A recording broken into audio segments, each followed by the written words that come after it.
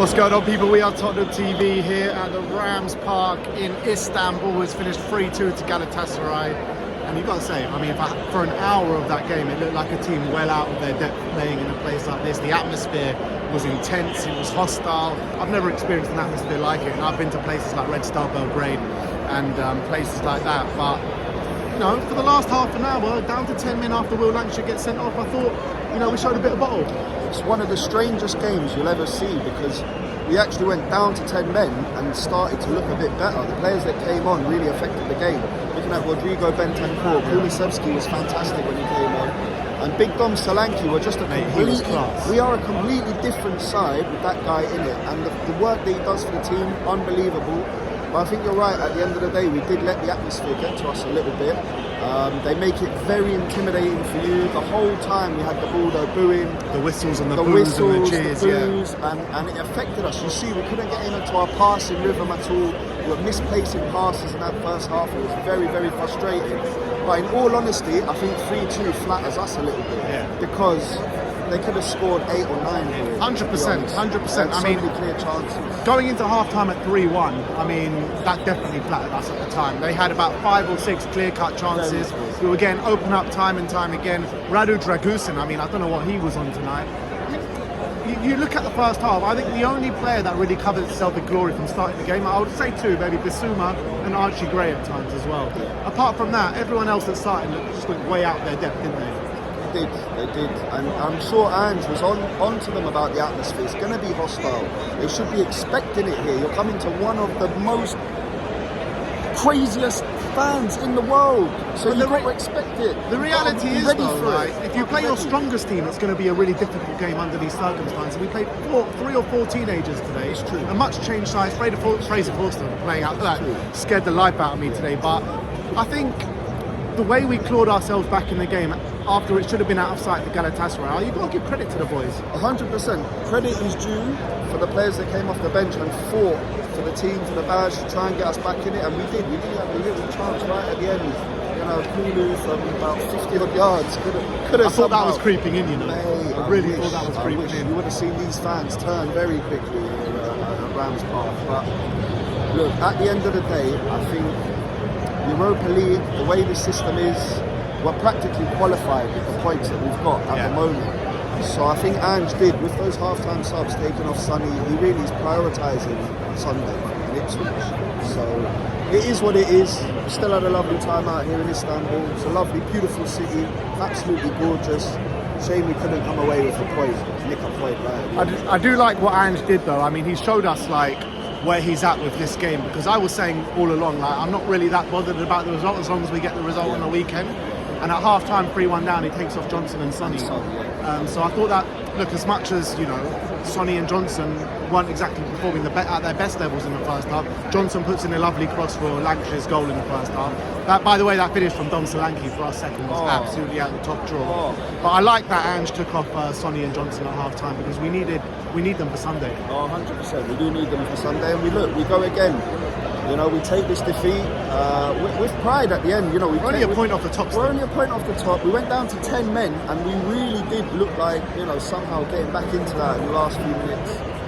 3-2 does flatter us a bit, but we go again Sunday. All right. Si, thoughts on the game? Obviously, like, really disappointed. Really, it's just the way we set ourselves up in that sort of. The first half was just a disaster with all the poor passing, the poor decisions. Out of our depth, though, didn't it was we? terrible, yeah. But then, so how did you say just a minute ago about that last 30 minutes? It's just amazing what happens when you put, you know, good top quality players on that know what they're doing. There's a lot more structure, a lot more belief in the players passing to each other. But it was literally chalk and cheese if you look at it in that way. But you do have to take that positive in that sort of last 20. I generally thought we were going to get a result after, even just going down to 10 men. It felt like it. There was a bit of something in the air, wasn't it? And do you know what?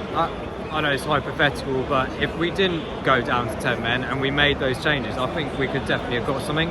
The crowd started dumbing down. They were starting to get a few lazy passes in as well, things like that. So, yeah, that's all just dreams in my head. But it's happened now. But this stadium is incredible. The fans are incredible.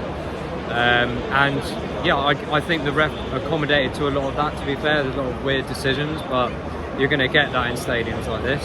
But yeah, I mean, overall, as Amir said, it's been an incredible journey, little trip here.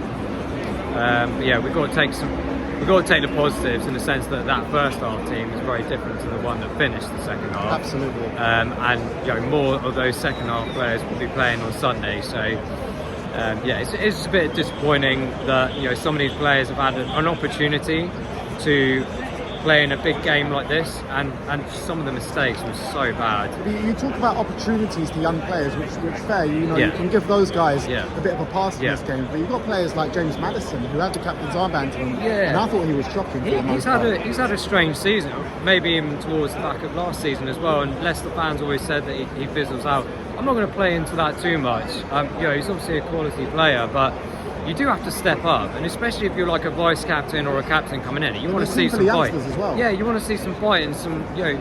I know he's playing on the wing quite a bit in this game, which is a bit odd as well.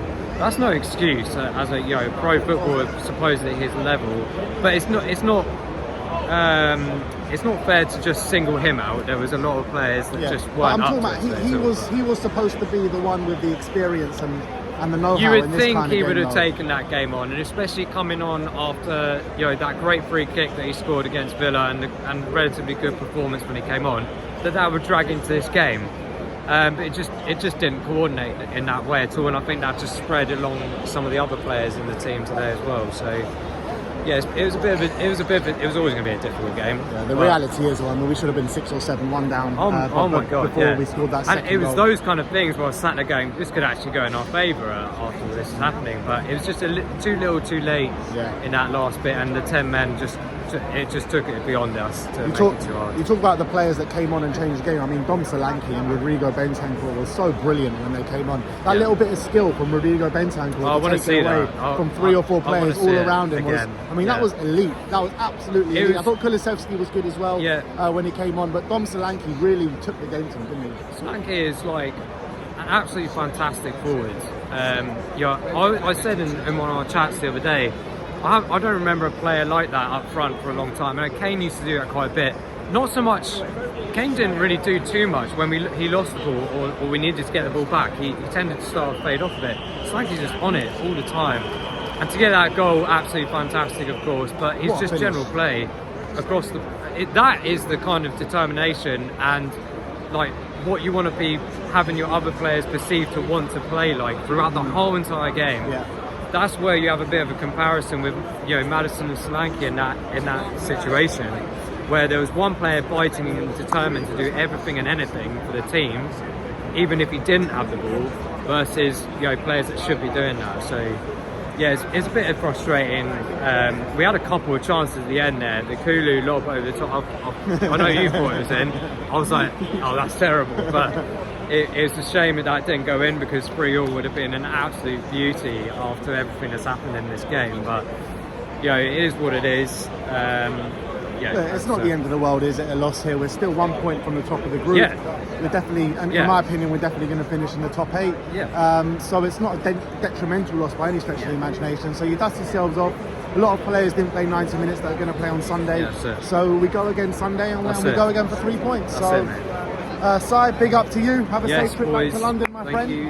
And that's us over and out from the Rams Park in Istanbul. Spurs have lost by 3 goals to 2 in a very interesting game here. But we'll see you all later. Like, subscribe and comment. And as always, come on Spurs.